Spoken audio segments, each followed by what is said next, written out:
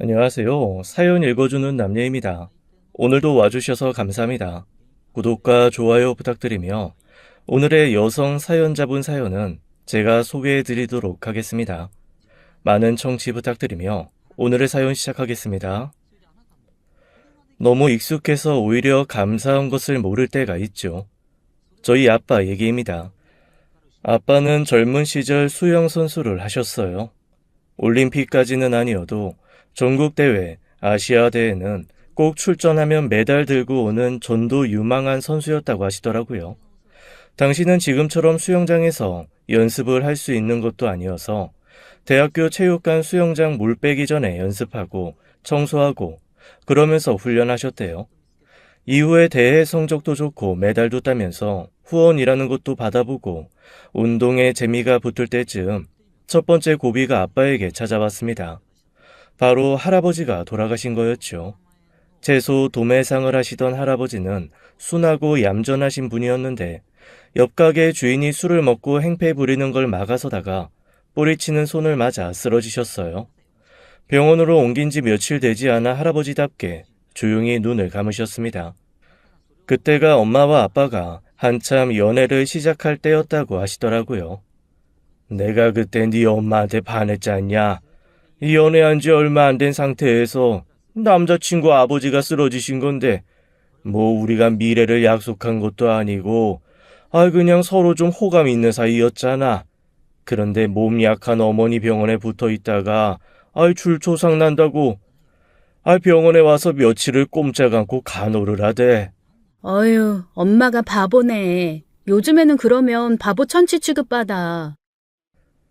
그러자 아빠가 씩 웃으면서 그러셨습니다. 엄마의 그런 모습을 보고 아빠는 만난 지 얼마 되지 않았지만 결혼을 결심했고 할머니는 돌아가시는 그날까지 시집살이는커녕 정말 손에 물 한 방울 안 묻히게 우리 며느리 하셨다네요. 하긴 엄마 돌아가시기 전까지 우리 집의 실세는 엄마였어요. 아빠가 아무리 바쁘고 일이 많아도 꼭 집에 들어오면 바로 쓰레기부터 정리해서 갖다 버리고 들어와서는 청소하고 엄마 어깨에 주물러 주시고 그랬거든요. 저는 그걸 너무 어릴 때부터 봐서 모든 집이 다 그렇게 사는 줄 알았습니다.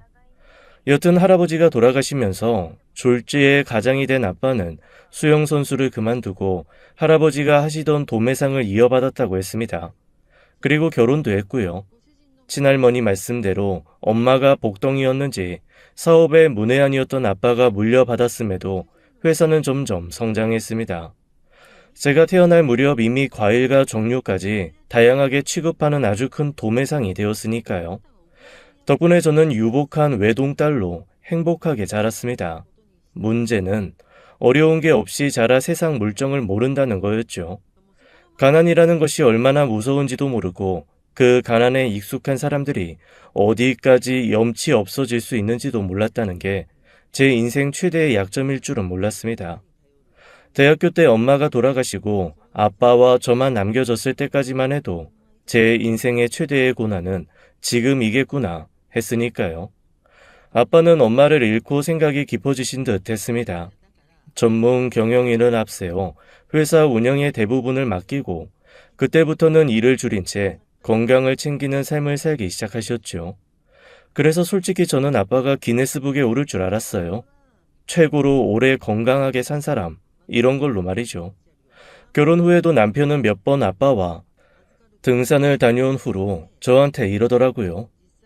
장인어른이 나보다 오래 사실 것 같아. 와, 야, 어떻게 그 높이를 한 번도 안 쉬고 올라가시지? 우리 아빠 건강한 건 뭐 감사하지. 부모 건강한 것만큼 자식한테 다행인 게 어디 있어. 야, 그것도 돈 있는 집에서나 그러지. 요즘에 돈 없는 집은 보험금 두둑히 들어놓고 빨리 가주는 게 자식한테 좋은 일이라더라. 세상에, 그런 끔찍한 말이 어디 있어? 그건 폐륜이지. 너무한다 정말. 사람들 못됐어. 으이그, 성에서 곱게 자란 공주님이 아직 세상 물정을 몰라요. 김병에 효자 없다는 말이 왜 있겠어. 사람 사는 거 예나 지금이나 다 똑같다니까. 남편의 말을 듣는데 소름이 확 돋더라고요. 그러면서 한편으로는 이 인간이 정말로 그런 생각을 하고 사는 건가 세모 눈을 뜨고 보게 되었습니다. 사실 얼마 전에도 남편이 비슷한 말을 한 것을 듣고 좀 마음에 걸리는 것이 있었거든요. 뉴스에서 어려운 아이들에게 무료로 음식을 주는 가게 사장을 칭찬하는 내용이 나왔는데 그걸 보고 얼굴을 딱 찡그리더니 이러는 겁니다. 저러니까 거지 근성, 가진 사람들이 계속 늘어나는 거야. 없으면 없는 대로 찌그러져 살아야 하는 걸 알아야 하는데 착한 척하면서 도와주는 사람들이 있으니 호의가 당연한 줄 알고 빌붙는 거라고. 사실 그 얘기를 듣고 저는 가슴이 철렁했습니다. 솔직히 남편의 집은 몹시 가난합니다. 그래서 제가 결혼할 때 아빠가 좀 반대를 하셨었어요. 하지만 결국 허락하시면서 아빠가 이렇게 말씀하셨거든요. 사람 본성은 이 돈이 없을 때 나오는 게 아니라 돈이 있다가 없고 없다가 있는 딱 그 경계점에서 나와. 만약에 최서방이 돈 때문에 태도가 변하는 게 느껴지면 그때는 너 다시 한번 잘 생각해 봐야 한다. 그때는 그냥 아빠 잔소리인 줄 알고 넘겼는데 고급 와인잔에 맥주 가득 채워 먹으며 한우 육포 짝짝 씹으면서 딱 그 소리를 하는데 솔직히 정이 뚝 떨어졌습니다. 하지만 그걸 가지고 제가 뭐라고 할 수는 없잖아요. 죄를 지은 것도 아니고 그렇다고 실제로 뭔가 나쁜 짓을 한 것도 아닌데 어떻게 보면 저와 생각이 다르다는 이유로 싸울 거리 만드는 건데 그건 아니다 싶었죠. 그리고 그런 자잘한 일로 신경 쓸 수 없을 만큼 큰 일이 그 즈음 제게 닥쳐오고 말았습니다. 조금도 걱정한 적이 없는 아빠 건강에 적신호가 커진 거였어요. 저는 물론이고 아빠도 형제가 없는 데다 그나마 왕래하는 친척은 아빠의 사촌들, 그 사촌의 자녀들 뿐이었거든요. 당연히 친밀한 건 아니었고요. 그나마 아빠가 돈을 좀 크게 버시니까 그 사촌들, 사촌의 자녀까지 어려울 때 도와주신 적이 있고 다행히도 그 사람들이 여전히 고마워하는 마음을 가지고 있습니다. 한마디로 염치가 있는 사람이라 크게 불편한 거 없이 지내왔는데 그중 한 사람이 아빠를 보러 왔다가 눈이 좀 이상하다며 병원에 가보라고 한 거죠. 눈이 너무 노랗다고 했대요. 아빠는 피곤해서 그런 거라고 무시했었는데 그 얘기를 듣고 보니 정말 피부색도 예전 같지 않고 평생 느껴본 적 없는 피곤함도 느끼시는 게 뭔가 느낌이 좋지 않았습니다. 그래서 병원이라고는 한번 가본 적 없는 아빠를 억지로 진짜 도살장소 끌고 가듯 병원으로 모셨습니다. 그리고 그곳에서 저는 청천벽력 같은 아빠의 시한부 선고를 마주하게 되었습니다. 이미 몸 곳곳에 종양이 가득 퍼져서 어떻게 손을 쓰기도 어려운 상황이더라고요. 엎친 데 덮친 격으로 수술, 입원, 면회가 모두 자유롭지 못한 감염병이 대대적으로 창궐하는 바람에 병원에도 마음껏 드나들기 힘들었습니다. 해드릴 수 있는 건 사는 동안 조금이라도 안 아프게 평안하게 사실 수 있게 시술 몇 개를 하는 것과 병원에 입원해서 진통제를 지속적으로 공급받는 것 외에는 없었습니다. 저는 그거라도 해야 한다고 우겼습니다. 아빠, 나 한 맺혀서 못 살아요. 아빠 그냥 이렇게 넋놓고 보내는 거 나 못해요.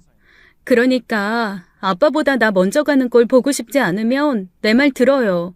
병원 들어가요. 지금 면회도 어렵고 보호자 상주도 힘든데 네가 어떻게 날 돌봐? 이래도 죽고 저래도 죽을 거. 나 그냥 평소처럼 살다 갈란다. 난 못해. 내가 아빠 간병인 구하고 그분이랑 교대로 왔다 갔다 할게. 그리고 최서방도 있고.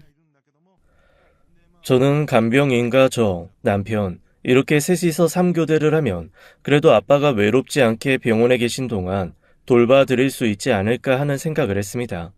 그런데 이건 그냥 제 순진한 바람이었더라고요. 처음에는 다 할 것처럼 얘기하던 남편은 자기 차례가 올 때마다 이런저런 핑계를 대며 한 번, 두 번 빠지기 시작하더니 결국 열흘간 출장을 가야 한다고 통보했습니다. 출장? 이 시기에? 당신이 꼭 가야 돼? 우리 이번에 수입 과일도 취급하기로 했잖아. 필리핀에 있는 코끼리 망고 농장에 직접 가서 체크해야 할 것들이 많아. 지난번에 들여온 무지개 망고 대박난 거 알고 있지? 그때는 아버님이 가셨는데 지금은 못 가시니까 나라도 가야지. 이게 수의가에 들여오는 게 쉽지가 않네. 알았어. 아빠가 보고 싶어 하시는데 가기 전에 그럼 얼굴이라도 한번 비춰. 아우, 어떡하지? 예전처럼 면회 시간이 좀 자유로우면 짬내서 가겠는데 회사 일하면서 면회 시간 맞추기가 쉽지가 않네. 장인어른한테는 내가 전화 드릴게. 미안해, 어? 면세점에서 뭐 좀 사다 줄까? 그렇게 남편은 제게 서운함만 한가득 남긴 채 출장을 떠났습니다. 아픈 아빠 앞에서 내색도 못하고 그저 속만 상하더라고요. 하지만 눈치 빠른 아빠가 그걸 모르실 리가 없죠. 저한테 슬그머니 최서방은 많이 바쁘냐고 물어보시더라고요. 수입 과일이 힘든가 봐. 필리핀으로 무슨 호랑이 망고인지 코끼리 망고인지 그거 건품하러 갔어요. 어? 아이고, 그거 내가 지난번에 다 마무리 짓고 왔는데 뭔가 또 일이 생겼냐?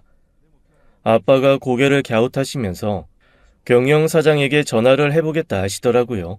핸드폰을 들고 번호까지 누르던 아빠가 통화를 하려다 멈추고 이렇게 말씀하셨습니다. 아이고, 아니다. 아유, 어차피 믿고 맡긴 거 내가 여기 누워서 물어보고 알아보고 해봐야 그게 무슨 소용이냐. 알아서 하겠지. 그렇게 전화하는 걸 그만둔 아빠는 공허하게 텅 빈 눈으로 창밖을 바라보셨습니다. 마음이 너무 무너지고 아프더라고요. 그리고 한편 남편에게 대한 원망스러운 마음이 불쑥 치고 올라왔습니다. 이러면 안 되지만 대체 내가 자기를 어떻게 이 자리까지 올려놓았는데 라는 분한 마음이 용암처럼 흘러나와 저를 펄펄 끓여 녹이는 것 같았습니다. 처음 남편과 결혼한다고 했을 때 제가 가장 많이 들은 얘기는 마더 테레사였습니다. 대체 왜 라면서 제가 남편이랑 결혼하는 걸 이해할 수 없다는 사람이 가장 많았어요. 그도 그럴 것이 저는 남부러울 것 없는 환경에서 자란 말 그대로 소공녀 같은 여자였고 남편은 지지리궁상 정말 아무것도 없이 무너지는 시골집에서 서울로 상경해 하루 벌어 하루 먹고 사는 오토바이 배달부였거든요. 그런데 제가 남편에게 반한 건 딱 하나였습니다. 다른 사람들은 배달이 없을 때는 오토바이를 세워놓고 핸드폰 게임을 하거나 근처의 오락실 같은 데 가서 시간을 때우는데 남편은 늘 땀을 뻘뻘 흘리면서도 그늘을 찾아 앉아서 책을 읽고 공부를 하더라고요. 그 모습 하나가 저를 움직였고 저희 아빠를 설득했습니다. 저희 시부모님은 정말 가진 게 두 손 두 발밖에 없는 분들이셨어요. 오죽하면 처음 상견례를 하고 나서 저희 아빠가 슬그머니 시부모님 사시는 시골집에 가보신 모양이에요. 그리고는 바로 그 다음날 제 남편을 불러들여 이렇게 말씀하시더라고요. 내가 너희 집을 50평짜리 해주려고 했는데 그거 30평으로 줄이고 나머지 20평은 서울에 사돈댁집 하나 해주려고 하네. 다만 그거는 내 딸 명의로 할 거야. 내 딸이 명절마다 인사 가는 집 그래도 멀쩡했으면 좋겠는 아비 마음이니까 받아들여줬으면 좋겠네. 남편이 아무 말도 없이 그냥 감사하더구만 하더라고요. 그렇게 저희 아빠는 저 시집 보내시면서 저희가 살 집, 그리고 시부모님과 시누이가 살 집까지 싹 마련을 해주셨습니다. 난생 처음 도시 아파트 살게 된 시어머니 시아버지, 처음에는 저한테 그저 우리 아들이랑 살아주는 것만도 고맙다고 엄청 잘하셨어요. 그런데 참 사람들이 욕심이 끝이 없죠. 조금씩 바라는 게 늘어나시더라고요. 냉장고도 필요 없다 하시던 분들이 어느새 양문형 냉장고, 김치 냉장고, 저는 없는 와인 냉장고까지 딱 갖추고 사시기 시작했고 시누이는 말끝마다 자기 결혼할 때 사돈 어른이 뭐 해주실지 기대된다는 얘기를 하더라고요.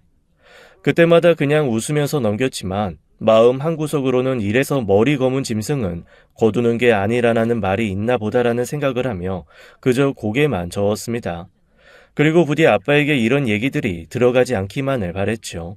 모든 건 제 선택이니 제가 속상하고 힘든 건 괜찮았지만 그로 인해 아빠까지 속상하고 힘든 상황에 놓이게 하고 싶지는 않았거든요. 한 가지 그나마 다행이었던 건 남편이 그래도 일을 잘한다는 거였습니다. 저와 결혼하면서 남편은 아빠의 배려로 꽤 괜찮은 과일 판매상 지점 하나를 맡아서 운영하게 되었습니다. 아빠 회사에는 각종 과일과 정육, 야채를 도매로 가져오는 곳이기도 했지만 그걸 깔끔하게 소분하고 다듬어서 소매로 파는 가게도 가지고 있었거든요. 각 지역마다 사는 수준에 따라 좀 다르기는 하지만 꽤 수익도 괜찮고 매상도 많이 나는 사업입니다. 그중 가장 괜찮은 알짜배기 자리를 남편이 운영하고 있으니 사실 그것만 잘 유지해도 저희 생활에는 아무런 지장이 없어요. 신혼 초에 딱 한 번 시아버지와 시어머니가 가게 자리 하나 탐내셨던 적이 있었는데 저희 아빠 그때는 또 아주 냉정하게 딱 잘라 거절을 하시더라고요. 사위한테 가게 하나 더 맡겨서 잘 운영하게 한 다음 용돈 넉넉히 드리라고 할 테니 직접 운영하시는 건 안 하셨으면 좋겠다고 말이죠. 그때 처음으로 시어머니와 시아버지가 저한테 세모눈을 뜨셨습니다. 사돈끼리 서로 믿고 좋은 목자리 하나 정도는 줄 수 있지 빡빡하게 구신다면서 투덜거리시는 걸 보고 사실 그때도 정이 떨어졌거든요. 아마 남편이 그 앞에서 지금 이 정도 해주신 것만 해도 감지덕지라며 대신 펄펄 뛰지 않았으면 아마 그때 이 결혼을 정리했을지도 모릅니다.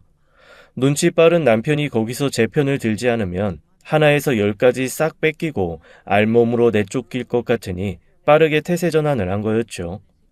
그 이후에는 가게를 달라는 말은 없었지만 계속 집 명의를 아들 앞으로 해달라는 얘기를 남편을 통해 하더라고요. 처음에는 그것도 막아주던 남편이 사실 얼마 전부터는 어차피 부모님 계속 사시는 건데 명의 정도 변경해 드려도 되지 않냐는 얘기를 슬쩍 했습니다. 그래서 그때는 제가 아주 단호하게 거절을 했었어요. 명의 변경은 절대 안 된다고. 이거 아빠가 나한테 미리 주신 유산이라고 말이죠. 제가 너무 서슬퍼렇게 얘기하니까 남편이 일단은 아무 말도 못하기는 했는데 나중에 그 사실을 알게 되신 아빠가 아마 남편을 붙들고 한마디 크게 하셨던 모양이에요. 당신 딸한테 남겨주신 유일한 유산이라고 하셨다네요. 그 얘기를 듣고 남편이 얼마나 어이없어 했는지 저는 그 사람이 어이없어 하는 모습에 더 어이가 없었습니다. 재산이 얼마인데 그거 다 사회에 환원하고 딸한테 그 집 하나 달랑 남겨주신다며 펄펄 뛰는 바람에 저랑 한번 크게 싸운 적이 있었거든요. 그렇게 싸우고 채 화해를 하기도 전에 이 모든 일이 와다다 터져서 흐지부지 다 넘어가기는 했지만 어쨌건 남편은 그렇게 출장을 가버리고 저는 혼자 아빠의 간병을 시작했습니다. 아빠는 하루가 다르게 시들어 가셨습니다. 마치 건강을 지키는 물약을 젊은 시절 한 번에 들이켜서 미래에 쓸 건강까지 끌어다 쓴 사람처럼 의사도 당황할 정도로 빠른 속도로 쇠해 가셨어요. 마음이 무너졌지만 어쩔 수 없었습니다. 그리고 아무리 믿고 원망스러운 게 쌓였다 해도 힘들 때마다 남편이 보고 싶더라고요. 그나마 기댈 곳이 그 인간 하나뿐이라서 그랬던 모양입니다. 하지만 이런 제 마음이 완전히 붙이지도 못하게 산산조각이 나버린 계기가 있었습니다. 아버지가 처음으로 피를 토하고 중환자실로 들어가신 날이었습니다. 병원에서는 정말 얼마 안 남으신 것 같다고 마음의 준비를 하라고 하더라고요. 알고 있었지만 정작 눈앞에 그 사실이 닥쳐오니 막막해졌습니다. 멍하게 밖에 앉아있으니 할 게 없더라고요. 생각도 멈춰지고 손에 일도 안 잡혔습니다. 진짜 멍한 상태로 아무 생각 없이 SNS를 열었습니다. 사진들을 쭉 올리는 SNS는 제가 심란할 때마다 한 번씩 들어가보는 일종의 감성 배설 창구거든요. 그냥 이런저런 사진들을 보다 보면 시간이 훅 가고 다른 세상 들여다보면서 우울한 제 현실을 잠시라도 잊을 수 있을 것 같아서 가끔 들립니다. 개인적으로는 제 사생활이 알려지는 게 싫어서 저는 사진을 올리지 않지만 남들 거 한 번씩 보면 환기가 되고 좋더라고요. 그래서 그날도 무심히 SNS를 열었는데 어라? 익숙한 얼굴이 하나 보이는 겁니다. 신우이였습니다. SNS가 신기한 게 연락처가 저장되어 있으면 어떻게 귀신같이 그 사람을 찾아내서 알 수도 있는 사람에 한 번씩 띄워주더라고요. 딱 제 눈에 신우이가 불과 2시간 전에 올린 사진이 뜬 거죠. 눈 씻고 봐도 국내는 아니었습니다. 처음으로 신우이의 계정에 들어가 차근차근 살펴보면서 저는 손발이 벌벌 떨리고 숨도 쉴 수가 없었습니다. 오빠 덕에 호강한다는 둥, 행복한 가족 여행이라는 둥, 최고급 호텔에서의 룸서비스, 레스토랑 빌려서 디너, 오빠가 면세점에서 사준 명품백, 그리고 결정적으로 시부모님과 시누이, 그리고 남편까지 다정하게 찍은 가족사진. 네, 그랬습니다. 저는 이 차갑고 어두운 병원에서 오늘 내일을 앞둔 아버지 간병에 간이 쪼그라들고 있는데 이 인간, 병원에 얼굴 한번 비추지 않았던 그 인간은 출장 핑계대고 자기 피부치 싹 데리고 해외에 놀러가 있었던 거죠. 순간 뒷골이 서늘해지면서 온몸에 피가 빠져나가는 것 같았습니다. 제 몸속의 모든 뼈가 얼음으로 변해 살을 뚫고 나오는 줄 알았어요. 분노로 몸이 터질 것 같은데 마음은 한없이 싸늘해져 갔죠. 그리고 그때 아빠가 입원해 있는 중환자실이 시끄러워지면서 간호사가 절 부르더라고요. 아빠가 기적적으로 의식을 회복하셨다고요. 눈을 꿈벅거리며 누워 계신 아빠를 보자마자 저는 울음을 터뜨리고 말았습니다. 그리고 철딱서니 없게도 아빠에게 정신 차려줘서 고마워도 아니고 살아줘서 감사해도 아닌 남편 욕을 한 바가지 하고 말았어요. 그런데 그게 아빠에게는 며칠이라도 더 살아야 할 이유가 되었나 봐요. 갑자기 기운을 차리시더니 이렇게는 못 가겠다고 눈에 힘을 꽉 주셨습니다. 그리고 저한테 변호사의 회사 운영자까지 차례대로 불러달라 하시더라고요. 아빠 살아생전에 정리를 해놓아야 나중에 제가 덜 고생한다고 말이죠. 하루하루 살얼음 같은 상황에서 아빠는 마지막을 준비하시고 저는 그런 아빠를 보며 숨죽여 우는 동안 시누이의 SNS는 매일 새로운 사진이 몇 개씩 올라왔습니다. 그중 저를 가장 화나게 한 건 바로 시누이가 달아놓은 한 문장 때문이었어요. 우리 멋진 호구가 나 신혼여행 유럽으로 보내준다고 약속함 이라는 말과 함께 제 남편과 찍은 사진을 올렸더라고요. 이 멍청이는 여동생이 대놓고 자기를 호구라고 하는데도 뭐가 좋다고 거기서 허허실실 같이 사진 찍고 놀고 있대요. 게다가 저랑 이런 방구 논의도 없이 누굴 어디를 보내준다는 건지 저희 신혼여행이요? 못 갔습니다. 집이며 살림이며 다 제 쪽에서 하고 결혼식 비용도 반 이상 저희 쪽에서 냈거든요. 그거 미안하다고 시댁 쪽에서 신혼여행 비용이라도 보태준다 하셨는데 그나마도 어디서 대출 받아야 하는 상황이라 제가 됐다고 했어요. 그랬더니 꼴랑 그 자존심은 어디서 나온 건지 남편이라는 놈이 어떻게든 신혼여행은 자기 돈으로 시켜주겠다고 결혼하고 1년 안에 가자고 약속하더라고요. 그 약속 어쩌긴요. 흐지부지 되었죠. 일 바쁘고 돈 벌리니 정신도 없고 자기야 저희 아빠 따라서 해외 출장 많이 다니니 굳이 비행기 타고 싶은 마음도 없어진 겁니다. 그래서 저 혼자 몇 번 여행을 다녀왔는데 그나마도 시댁에서 알고 한 소리 하길래 빈정상해서 안 하기 시작했거든요. 혼자 가면 뭐하냐부터 시작해서 시누이 좀 데리고 가라, 부모님 비행기 좀 태워드려라, 아니 뭐 맡겨놓은 거 있는 사람들 마냥 잔소리들을 해대는데 짜증이 좀 났습니다. 이런저런 변명도 귀찮고 그렇다고 데리고 다니는 건 더 싫고 해서 아예 말 나올 구실을 만들지 않으려 여행을 끊었더니 이 인간들이 자기네들끼리 쿵짝 맞아 이러고 다니네요. 시누이의 어이없는 SNS 허세가 아니었으면 저는 이 사실도 모를 뻔했습니다. 하긴 제가 그런 거 안 하는 거 알고 있으니 당당하게 이렇게 올렸겠죠. 그 사진들을 보는데 참 뭐라고 해야 하나 참담했습니다. 그냥 속상하고 억울하고 짜증나고 화나는 게 아니라 비참하고 먹먹하더라고요. 자기네들이 사람이면 그 집 살게 해주는 자기 아들 밥벌이 하게 해준 사람이 남도 아닌 아내, 며느리, 올케 언니 아빠인데 그 사람이 사경을 헤매는 동안 여행이라니 도저히 참을 수가 없어서 남편이 집으로 돌아오기로 한 날짜 이틀 전 평생 안 하던 화상 통화를 걸었습니다. 당연히 처음에는 안 받더라고요. 그리고 1시간쯤 뒤에 주변 정리가 다 끝났는지 술 덜 깬 부수수한 얼굴에 딱 침대만 나오는 각도로 카메라 고정하고 전화를 하는 거 있죠. 미안. 접대가 많아서 이제 숙소 들어와서 확인했네. 미안해. 그래?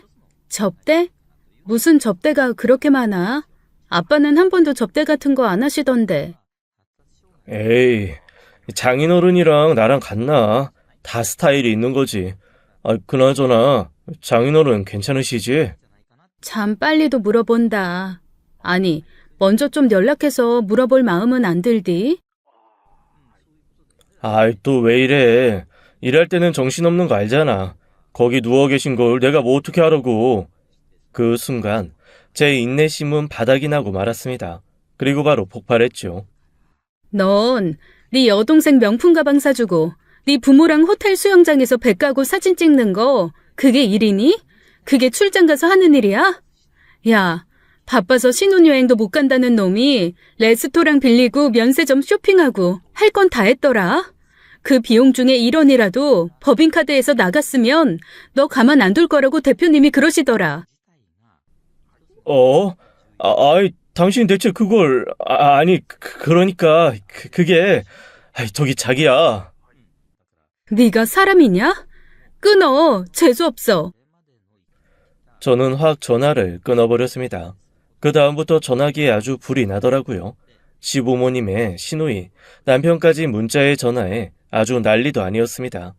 그새 입들을 맞췄는지 아주 말도 딱딱 잘 맞았습니다.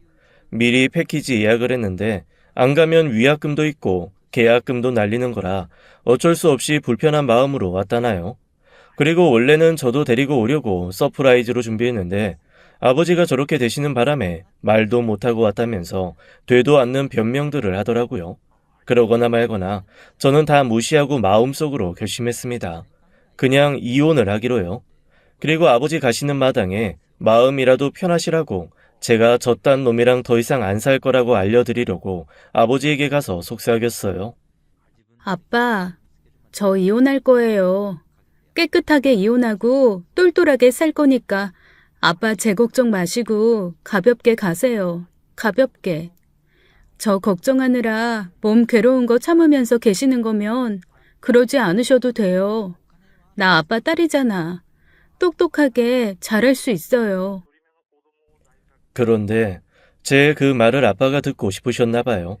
그날 낮까지만 해도 회사 사람, 변호사, 이 사람 저 사람 만나면서 그래도 의사소통 하시던 아빠가 저의 그 얘기를 마지막으로 의식을 잃으셨습니다. 아빠는 그로부터 여러간 혼수 상태로 계시다가 세상을 떠나셨어요. 남편이라는 놈은 그 와중에도 공항에서 바로 병원으로 온 것이 아니고 집에 가서 샤워하고 한숨 자고 이발까지 싹 하고 슬렁슬렁 왔더라고요. 그리고 제 눈치 살살 보면서 뭐라고 말을 하고 싶어 하는데 꼴도 보기 싫어서 쳐다도 안 봤습니다. 이미 아빠는 의식이 없는 상태에 있고 이놈은 제 인생에서 아울 뗄 거 결정이었으니까요. 하지만 저도 이대로는 순순히 놓아줄 수 없으니 겉으로는 그냥 이렇게 말했죠. 미리 약속된 거였다며. 괜찮아.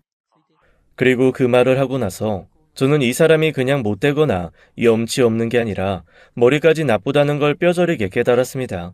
제가 그런 말을 할 때는 정말 꼴도 보기 싫어서 제 인생에서 놓아주려고 더 이상 말을 해봐야 소용없다는 게 너무나 뻔해서 그런 거잖아요. 그런데 그걸 모르고 정말로 자기를 이해하고 용서하는 걸로만 생각을 하더라고요. 이렇게까지 눈치가 없고 멍청한 인간인 줄 알았으면 결혼조차 하지 않았겠지만 이제와 어쩌겠습니까? 다 제가 찍은 발등이죠. 제가 용서했다고 생각하고 그 다음에 더 이상 자기한테 뭔가 조치를 취하지 않을 거라고 생각했는지 긴장한 것도 다 풀어버리고 그저 방만해지기 시작했습니다. 저희 아버지 3일 내내 장례식을 치르는 동안에도 그 사람이 상주로서 자리를 지킨 건 다 합쳐봐야 5시간이 안 될 거예요. 무슨 일을 그렇게 열심히 하겠다고 조금만 앉아있다가 엉덩이를 들썩들썩하며 벌떡 일어나 갑자기 급한 일이 생겼다는 핑계를 댔습니다. 정작 회사 대표님은 첫날부터 내내 와서 저랑 같이 상주석에 서주시거나 테이블 돌아다니면서 조문객과 인사하시느라 수척해지고 계시는데 말이죠. 고작 지점 하나 운영하면서 거대 기업 운영하는 양 회사로 가봐야겠다고 뛰쳐나가고 조문객이 다 사라질 저녁 늦을 무렵 다시 슬슬 돌아오는 거 있죠. 그리고는 저를 데리고 집에 갔다가 다음날 아침에 데려다 주는 거, 그게 그 사람이 한 일의 전부였죠. 오죽하면 장래의 마지막 날 아버지의 오랜 지인이자 현재까지 아빠 대신 운영을 해주신 사장님이 고개를 절레절레 저으시며 그러시더라고요. 저런 캐릭터였나? 고참 의외네. 창피한 건 고스란히 제 몫으로 남았습니다. 게다가 시댁은 더 가관이었습니다. 첫날 와서 문상하고 글쎄 새 식구 부조금 얼마 낸 줄 아세요? 시어머니, 시아버지, 그리고 시누이 이 셋이 와서 같이 낸 부조금이 5만 원이었습니다. 제가 그 맛 가지고 뭐라고 할 수는 없지만 그래도 자기는 집 살게 해주고 아들한테 직장 마련해준 사돈이 돌아가셨는데 그래도 10만 원 단위는 챙겨야 사람 아닌가요? 뭐 이것까지도 사정이 안 좋으면 그럴 수 있다 이해하려고 했습니다. 그런데 그 자리에서 저희 시누이가 저한테 아주 큰 실수를 했죠. 그 멍청한 것이 저한테 글쎄 이러는 겁니다. 사돈 어르신이 나 결혼할 때 진짜 큰 거 좋은 거 해주신다 그랬는데 돌아가시기 전에 혹시 언니한테 별 말씀 없으셨어요? 아, 진짜 나 결혼하는 것까지만 보고 돌아가시지. 순간 저희 아빠 장례식이고 뭐고 이 자리에서 상 뒤집어 엎고 육개장을 이 기집애 머리 위에 쏟아 부어야 하나 말아야 하나 엄청 큰 갈등이 오더라고요. 제가 말없이 가만히 노려보고 있자니 그나마 그 기집애보다는 조금 눈치 있는 시어머니가 시누이 옆구리를 쿡쿡 찌르면서 이렇게 말하더라고요. 아유, 얘는 뭘 그런 얘기를 여기서 해. 네 새언니가 오죽이나 알아서 잘해줄까. 가자, 어? 오래 있어봐야 상주들 번잡스럽고 힘들어. 그렇게 동남아에서 새까맣게 태운 번지르르한 얼굴들을 하고 딸랑 5만 원 낸 저희 시댁 식구들이 총총히 사라지면서 제 인내심도 다 사라졌습니다. 정말 마지막까지 남아있던 제 모든 연민과 참을성이 싹 말라버리더라고요. 장례식을 마치고 저는 본격적으로 이혼 준비에 들어갔습니다. 이럴 때는 참 평생 도움 안 되는 것 같았던 시누이가 도움이 되더라고요. 시누이의 SNS는 그야말로 정부의 보고더라고요. 그동안 관심이 없어서 제대로 보지 않았는데 한번 보기 시작하니까 제가 몰랐던 그 시절부터 남편이 얼마나 많이 이것저것 빼돌려 시댁에 갖다 줬는지 한눈에 다 파악할 수 있었습니다. 그리고 그때 몹시 의심스럽고 이상한 댓글을 하나 보게 됐어요. 시누이한테 우리 아가씨 참 사랑스러워요 라는 댓글을 단 여자가 있는 거예요. 제 촉이 이상하게 반짝였습니다. 시누이한테 아가씨라고 할 여자 이 세상에 저밖에 없는 거잖아요. 그래서 혹시 저를 만나기 전에 사귀었던 여자가 있었나 싶어서 댓글을 달았던 시점을 봤더니 불과 4개월 전인 겁니다. 그 여자의 SNS를 누르고 들어가 봤죠. 제 눈앞에 펼쳐진 사진에 저는 어이가 없어서 코웃음만 치고 말았습니다. 아주 세상 다정한 커플 사진이 수십 장인데 그 커플 사진마다 나오는 남자, 제가 너무 잘 아는 사람이더라고요. 바로 제 남편이요. 하다하다 이 인간이 글쎄 바람까지 피우고 있었던 거 있죠. 그것도 강 크게 회사 여직원과 말입니다. 하나하나 사진에 달린 글을 읽었습니다. 아주 글만 봐서는 세상에 하나뿐인 사랑이고 하늘만 허락한 사이고 애절하고 애틋해서 아주 봐줄 수가 없더라고요. 더 기막힌 건 시댁에서도 이 여자의 존재를 알고 있었다는 거죠. 이 속물인 시댁 구미에 딱 맞게도 시부모님 만나면서 명품 선물 하나씩 들고 가서 안겼더라고요. 그 순간 제 머리를 치고 지나가는 사건이 하나 있었습니다. 몇 달 전에 안 그래도 남편 카드 내역 중에 엄청 비싼 명품 가방, 남자용 시계 이런 것들이 있어서 제가 물어봤거든요.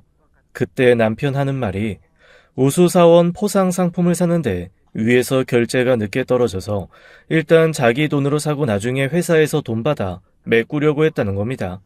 그때도 좀 어이없기는 했어요. 아니 무슨 회사가 포상으로 명품 가방에 시계를 줍니까? 제가 거기에 대해서 뭐라고 했더니 절 아무것도 모르는 사람 취급하면서 요즘 사람들은 이런 게 걸려 있어야 열심히 한다는 둥, 원래 다른 회사도 다 경품으로 명품 하나씩은 건드하는 둥 완전 저를 개무시하면서 설명을 하더라고요. 그래서 또 그런가 보다 했죠. 그런데 그 사진을 보니 내연녀가 자기 부모님한테 갖다 주는 선물을 이 상등신 인간이 자기 돈으로 사서 전해줬던 겁니다. 돌아가신 우리 아빠한테는 국밥 한 그릇도 대접해 본 적 없는 놈이 말이죠. 그것도 하나하나 다 캡처하고 그 여자의 SNS와 시누이의 SNS 주소도 변호사에게 다 보냈습니다. 그리고 최종적으로 걸리적거리는 것들 없이 제가 제 마음대로 일 처리를 할 시간이 필요했습니다. 남편에게 며칠에 걸쳐 너무 힘들다, 한국이 아닌 다른 곳에서 마음을 좀 추스르고 싶다는 사인을 계속 보냈습니다. 그래? 아무래도 힘들지. 정말 어디 좀 가 있을래? 나 혼자서 무슨 재미로. 요즘엔 그냥 혼자 있는 게 제일 싫고 무서워. 그냥 복작복작하게 살고 싶어. 안 그래도 엄마 아빠도 그렇고 다 네 걱정 많으신 거 알지?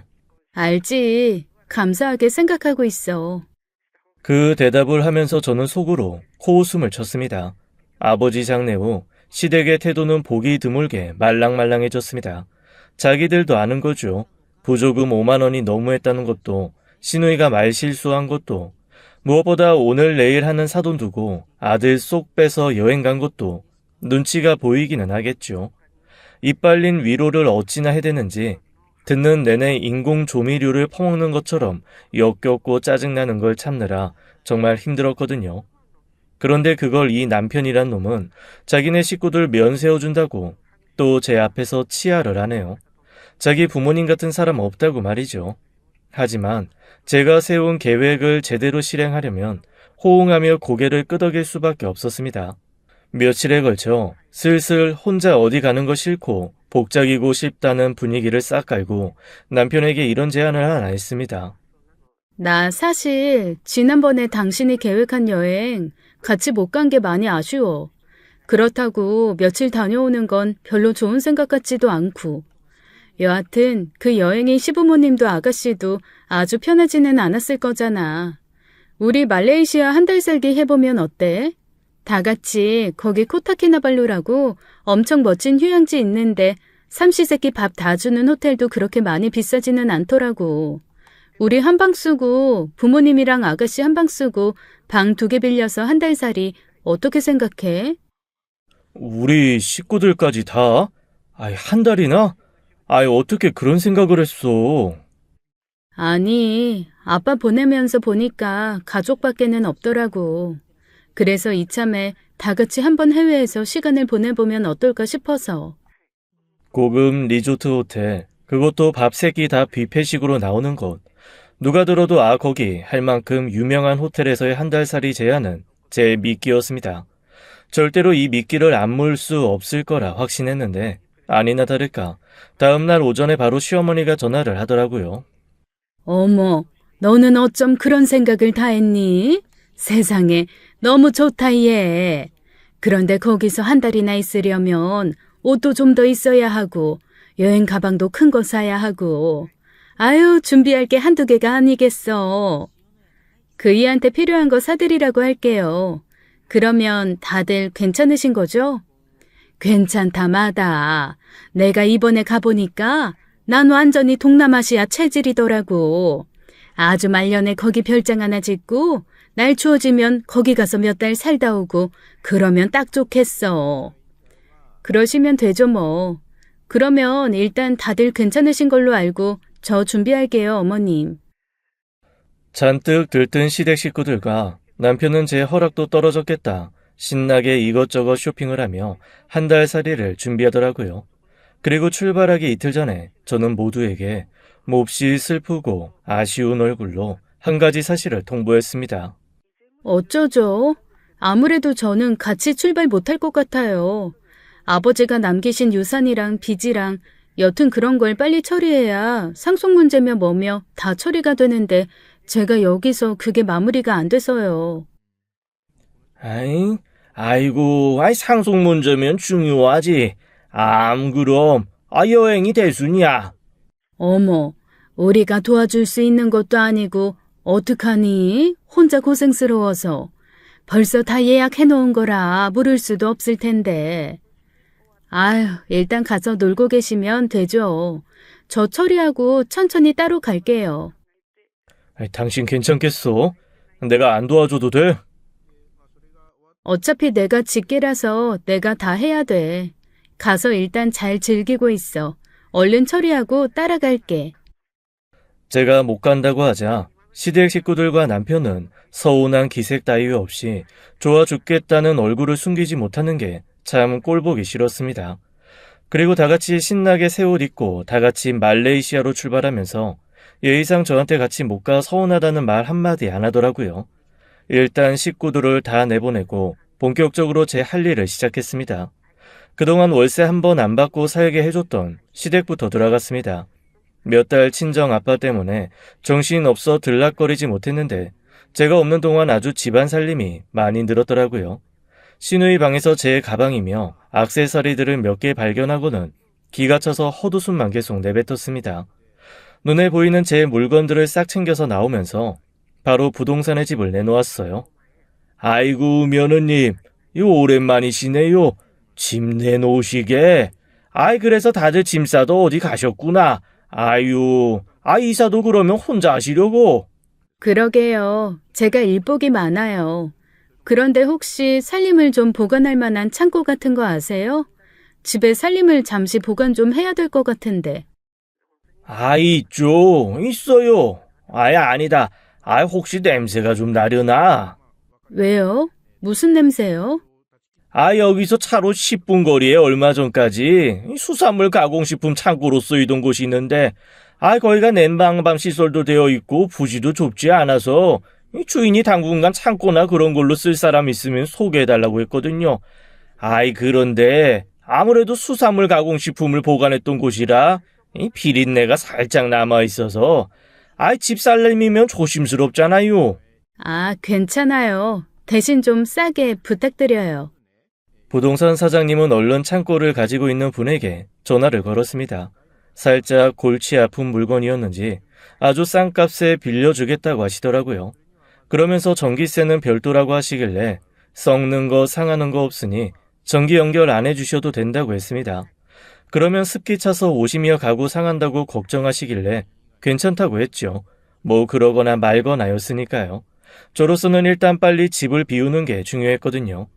집은 평수도 적당하고 목도 좋아서인지 내놓은 지 3일 만에 임자가 나타났습니다. 젊고 너무 사랑스러운 부부더라고요. 1살이 채 안 된 아기를 소중하게 보듬어 안고 부동산으로 들어오는데 갑자기 눈물이 왈칵 났습니다. 남편이 아내 보는 눈빛이 세상 가장 귀한 보석을 보는 것처럼 반짝이고 땀에 절고 피곤한 아내가 그 눈빛 아래 해사하게 피어나는 게 보였거든요. 그 모습이 너무 곱고 제 처지가 한심해서 눈물이 다 나더라고요. 신혼부부는 제가 내놓은 것보다 3천이 부족한 상황이었습니다. 몇백도 아니고 3천이나 부족하니 당연히 난감한 얼굴이 되었지요. 사정을 들어보니 아이와 함께 자리 잡을 집이 필요해서 무리해서 대출을 받고 받은 게 3천 부족한 금액이었더라고요. 그냥 그 돈에 줄게요. 그리고 혹시 냉장고나 세탁기 필요하면 제가 두고 갈 테니 쓸래요? 정말이요? 아까 집 보면서 보니까 완전 신상 새 거던데. 어차피 다 정리할 거라서요. 제가 안에 들어있는 건 사람 불러서 싹 치워드리고 청소 싹 해드릴게요.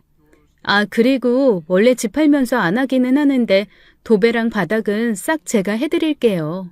싱크대랑 화장실은 작년 말에 수리해서 아직 새 거고요. 3천이나 깎아주시는데 살림도 빌트인으로 넣어주시고 도배랑 바닥은 저희가 해도 되는데요. 아이 키우면서 오죽 돈이 많이 들까. 행복하게 살아요. 저 집, 아버지가 저 물려준 귀한 집인데 제가 사정이 급해서 파는 거라 좋은 분들 들어와 주는 게 고마워서 그래요. 저는 졸지에 세상에 둘도 없는 착하고 천사 같은 집주인이 되었습니다. 도배, 바닥 싹 해주고 입주 청소도 해주고 몇 달 전 남편 놈이 저 몰래 새로 사서 싹 들여놓은 중가전들도 청소해서 놓아주었습니다. 안에 있던 음식 문들은 동네 고물상에서 원래 시어머니가 쓰던 것과 비슷한 냉장고를 구해 다 채워놓고 창고로 옮겨두었죠. 그 안에서 썩건 어쩌건 그건 제 할 바가 아니었고요. 부동산 사장님이 슬그머니 저한테 굳이 이렇게까지 해줄 필요 없다고 하시길래 제가 이랬습니다. 이거요. 제 나름대로 그냥 씻김국 같은 거 그런 거 하는 심정인 거예요. 네. 그게 무슨... 에휴, 그런 게 있어요, 사장님. 제가 돈도 깎아주고 집안 단장에 살림까지 싹 넣어준다 하니 젊은 부부는 이런 기회에 놓칠세라 하루라도 빨리 들어와서 살겠다 했습니다. 그렇게 시댁 식구들과 남편이 코타키나 발루에서 황제 놀이할 동안 저는 한국으로 돌아와 바로 거지의 현실로 돌아갈 준비를 했죠. 집을 판 후에는 남편이 운영하던 지점을 손봐야 했습니다. 아빠가 돌아가시고 며칠 뒤 법인 변호사와 경영 대표님이 절 찾아왔습니다. 그리고는 아빠가 저한테 가지고 계신 지분을 다 넘기셨고 경영 대표님이 가지고 있던 지분도 큰 금액으로 인수, 제게 남겼다 하시더라고요. 말 그대로 제가 회사 최대 주주가 된 거죠. 경영 대표님은 제게 이렇게 말씀하셨습니다. 네가 원하면 나는 회사 경영을 넘길 예정이다. 안 그래도 네 아빠가 그렇게 일찍 가지 않았으면 올해까지만 하고 은퇴하려 했거든. 나도 나이가 있잖냐. 그런데 네 아빠가 날 병원으로 불러서 부탁하더라. 네가 아무 준비가 안 된 채로 이 경영을 맡으면 당황할 테니 좀 도와주라고. 그래서 저는 딱 3년만 제가 회사를 잘 경영할 수 있을 때까지만 도와달라고 했습니다. 대신 그분은 고문으로 올리고 제가 대표이사에 취임하기로 했죠. 집을 정리하고 바로 저는 회사 대표이사에 취임을 했습니다. 그리고 제일 먼저 한 일은 남편이 운영하던 지점의 지점장을 교체하는 일이었어요. 장부를 살펴보니 이 인간 그동안 착복한 돈도 솔찬히 많더라고요. 그중 일부는 그릇 바람 피운 여자 주머니로 들어간 것도 잡아냈죠. 근 1,000만 원에 달하는 돈을 빼돌린 증거를 들이대며 상간녀 소송과 회사 비용 횡령을 근거로 소송을 하겠다고 하니 그 여자 울면서 싹싹 빌더라고요.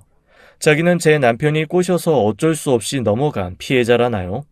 그러면서 실수를 한 거라고 하길래 제가 실수는 길 가다가 돌뿌리에 넘어지는 것, 물인 줄 알고 마셨는데 커피인 것, 그런 게 실수지 오랜 시간 돈 빼돌리고 남자 만난 건 실수 아니라고 쏘아붙였습니다. 더 크게 일 만들고 당하고 싶지 않으면 내 남편한테는 지금 이 일 입 다물어요. 조잘조잘 알렸다가는 1원 한 푼까지 다 책임 물을 거니까. 겁에 질려 끄덕이는 바보 같은 여직원은 바로 해고하고 이 모든 상황을 바로잡을 만한 똘똘한 사람 하나를 구해 점장으로 앉혔습니다. 그렇게 열흘 정도 지나 모든 것이 제대로 돌아가기 시작할 때쯤 처음으로 남편에게 전화가 오더라고요. 그동안 잘 도착했다는 문자 외에 근 20일이 다 돼가도록 언제 오냐, 별일 없냐 소리 한 번 없었거든요. 저기 여보, 나 회사 메일 들어가 봤는데 좀 이상한 거 봐서 내가 점장에서 교체되었다는 인사발령 메일 봤는데 회사에서는 당신한테 물어보라 하네? 당신이 회사랑 무슨 상관이야? 아빠가 물려주셨어. 이 회사 이제 내가 대표야. 자세한 건 와서 얘기해. 뭐? 당신이 대표라고? 그러면 내가 당연히 점장 따위 할 게 아니지. 나 그럼 이사? 전무? 알았어. 그래서 바빴구나. 우리 3일 뒤에 한국 들어가니까 그때 얘기해. 떡 줄 사람은 생각도 않는데 김칫국부터 마시길래 그냥 뒀습니다. 그리고 3일 뒤 공항에 도착한 남편은 제 변호사 말에 의하면 짐승처럼 소리를 질렀대요. 제가 꼴도 보기 싫어서 변호사 통해서 이혼서류 보내고 집 팔았다는 거 통보했거든요. 그 콩가루 집안 인간들이 글쎄 그 와중에도 이렇게 각자 할 말만 했다네요. 어머, 나 다음 주에 친구들 불러서 파티하기로 했는데 집이 없다니 그게 무슨 소리야? 너 그거 새아가가 네 앞으로 명의 돌려놓게 한다 그러지 않았냐? 그걸 아직도 안 한 거야? 아이고 이 멍충한 놈아. 오빠, 진짜 어떡할 거야? 나 조만간 프로포즈 받는데. 나 뭘로 시집 가라고? 오빠가 크게 보태준다며. 낸들 알아? 지금 난 직장도 잃고 마누라도 잃게 생겼어. 이게 다 누구 때문인데? 나 이혼 못해. 하려면 재산 절반 내놓으라고 해요. 그렇게 공항에서 폐악을 부리는 바람에 변호사 선생님이 몹시 난감했다 하시더라고요. 저 진짜 너무 창피했습니다. 그런데 한편으로는 직접 안 가신 게 진짜 신의 한 수였다는 생각도 들었어요. 와, 사람들이 진짜 한순간에 야차처럼 변해서 펄펄 뛰는데 저 무슨 변신하는 괴물들 보는 줄 알았어요. 조금만 더 떠들었으면 공항 경찰들이 올 판이었어요. 감사해요. 아무래도 그럴 것 같더라고요. 그런데 공항에서 막지 않으면 바로 집으로 갈 거고 거기 사는 부부한테 피해가 갈까봐 어쩔 수 없었어요. 잘하셨습니다. 하여간 공항에서 다 마무리돼서 정말 다행이에요. 변호사 선생님은 30년 변호사 인생 중에 처음 있는 경험이었다며 고개를 절레절레 하시더라고요. 이혼 못한다고 이게 무슨 경우냐고 온 식구가 벌떼처럼 꾀꾀거려서 귀가 먹는 줄 알았대요. 남편의 적반하장은 변호사가 내민 한 뭉텅이의 사진을 보고 그제야 잠잠해졌다고 했습니다. 무슨 사진이겠어요? 불륜 사진이죠. 불륜 증거에 돈 빼돌린 정황까지 싹 정리된 서류를 보고 그제야 남편의 태도를 바꿔 빌기 시작하고 시댁 식구들도 눈치 보며 매달렸다는데 그 꼴 안 본 게 얼마나 다행인지요. 꼼짝없이 자기 잘못이라는 게 드러나고 나니 그때부터 남편은 이혼할 테니까 돈이라도 달라며 태도를 바꿨답니다. 이혼 못한다고 펄펄 뛴 게 불과 10분 전인데 말이죠. 그 인간이 그런 인간이었던 거죠. 사실 아빠가 돌아가시기 전에 제가 이혼할 거라고 했더니 저한테 그러셨거든요. 마지막은 꼭 너 말고 변호사 시켜서 해결하라고. 더 이상 꼴사 나온 거 보지 말고 남 시켜서 해결하라고 말입니다. 아빠 말씀대로 변호사 선생님께 부탁드렸더니 좋은 구경 못한 건 좀 아쉬워도 훨씬 깔끔하게 위험 있게 모든 걸 마무리할 수 있더라고요. 저는 그렇게 이혼을 마무리했습니다. 사실 이후에 전 남편과 그 가족들이 어떻게 되었는지는 잘 모르겠어요. 들리는 말에 의하면 내 식구가 방 한 칸 월세집 얻어서 개처럼 싸우며 산다는 소식도 있었고, 시어머니와 시누이가 그동안 꿈쳐둔 명품 가방 팔아서 생활비 한다는 소리도 있었더라고요. 더 이상 시누이의 SNS에 새 소식이 올라오지 않아 확인할 길은 없지만 뭐 알아서들 살겠죠. 어쨌거나 저는 요즘 회사 일이 즐겁고 새로 찾은 제 인생이 귀해서 매 순간이 너무너무 신납니다. 가끔 잊을만 하면 전 남편이 새로운 번호를 만들어 자꾸 전화를 하는데 그때마다 차단 거는 것이 좀 귀찮기도 해도 그것만 빼면 다 좋아요. 단 하나, 제가 이렇게 기펴고 예쁘게 씩씩하게 사는 모습을 아빠께 못 보여드린 거, 그거 하나가 마음에 남아 아프기는 한데 하늘에서 보고 계실 거라 생각하고 있습니다. 앞으로는 절대로 멍청하게 살지 않으려고요. 지금까지 사연 읽어주는 남녀였습니다. 끝까지 함께 해주신 여러분 감사드리며 저희는 다음 사연으로 돌아올게요. 감사합니다. 投資しませんかみたいのを最後の方に言うまでは楽しかったです。楽しかった。その LINE が来て、なんじゃと思って、で、つらつら帰り見るに、14万、ね、つつもたせみたいなもんやないかと思って、もう今度は出ていくつもりはさすがにないけれども、